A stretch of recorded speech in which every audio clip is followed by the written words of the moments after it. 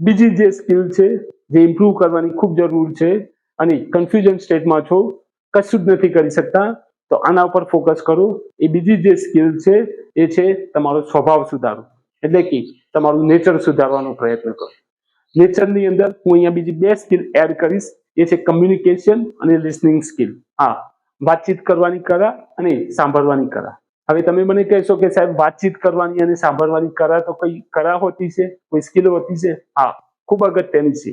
લાઈફની અંદર જો તમને બોલતા અને ચાલતા, એટલે કહેવાનો મતલબ કે જો તમે સારી રીતે બોલી નથી શકતા, તમે વાતચીત સારી રીતે નથી કરી શકતા, તો તમારી પાસે જે પોટેન્શિયલ છે એ પોટેન્શિયલ પ્રમાણે તમે જીવનની અંદર સફળ નહીં થાવ. લાઈફની અંદર જે પોટેન્શિયલ છે, જે કેલિબર છે તમારી પાસે, જે ફિલ્ડમાં જવું છે, એ ફિલ્ડમાં સફળ બનવું છે, તો તમારી પાસે સેકન્ડ જે સ્કિલ મેં બતાવી એ હોવી ખૂબ જ જરૂરી છે, એટલે કે તમારો સ્વભાવ સારો હોવો જોઈએ. જો તમારો સ્વભાવ સારો નહીં હોય, તમને બોલતા વ્યવસ્થિત રીતે નહીં આવડે, તમારા બોલવામાં જો કડવાશ હશે, તો મિત્રો તમારી સાથે લોકો વાતચીત કરતા ડરશે, તમારી સાથે વાતચીત નહીં કરે અને તમને અવોઇડ કરશે. કહેવાનો મતલબ કે તમારી પાસે કોમ્યુનિકેશન સ્કિલ સારી હોવી જોઈએ અને સાથે સાથે લિસનિંગ સ્કિલ પણ હોવી જોઈએ, એટલે કે સાંભળવાની કળા પણ હોવી જોઈએ. કમ્યુનિકેશનમાં તમારા શબ્દોમાં મીઠાશ હોવી જોઈએ, તમારા શબ્દોમાં કડવાશ કે ખારાશ ના હોવી જોઈએ. તમને વાતચીત કરતા વ્યવસ્થિત રીતે આવડવું જોઈએ. અને જો તમને નથી આવડતું, તમને એવું લાગે છે કે તમારી કમ્યુનિકેશન સ્કિલ પુઅર છે, તો એ સ્કિલને તમે ઇમ્પ્રૂવ કરી શકો. જો ખબર જ નથી લાઈફની અંદર શું અચીવ કરવું છે, કયા સપના પૂરા કરવા છે, તો કશું જ ના કરી શકતા હોય તો કમ્યુનિકેશન સ્કિલ ઉપર ફોકસ કરો. એટલે વાતચીત કરવાની કળા ઉપર એને સુધારવાનો પ્રયત્ન કરો, એના ઉપર ફોકસ કરો. જો આ સ્કિલ તમે અપડેટ કરશો, આ સ્કિલ તમે ઇમ્પ્રૂવ કરશો, તો જીવનના કોઈ પણ ફિલ્ડની અંદર તમે હશો, તમને ક્યાંક ને ક્યાંક આ સ્કિલ મદદરૂપ થશે અને થશે. કમ્યુનિકેશન સ્કિલની સાથે સાથે સ્વભાવની અંદર, નેચરની અંદર હું બીજી સ્કિલ એડ કરું છું, એ છે લિસનિંગ સ્કિલ, એટલે કે સાંભળવાની કળા. હા, સાંભળવાની આપણે શું કરતા હોઈએ છીએ, જ્યારે સાંભળવાની વાત આવે, જ્યારે આપણે કોઈ વ્યક્તિને સાંભળતા હોઈએ છીએ, ત્યારે આપણે એ વ્યક્તિને રિસ્પોન્સ આપવાના ઈરાદા સાથે સાંભળીએ છીએ અને સમજવાના ઈરાદા સાથે સાંભળતા નથી.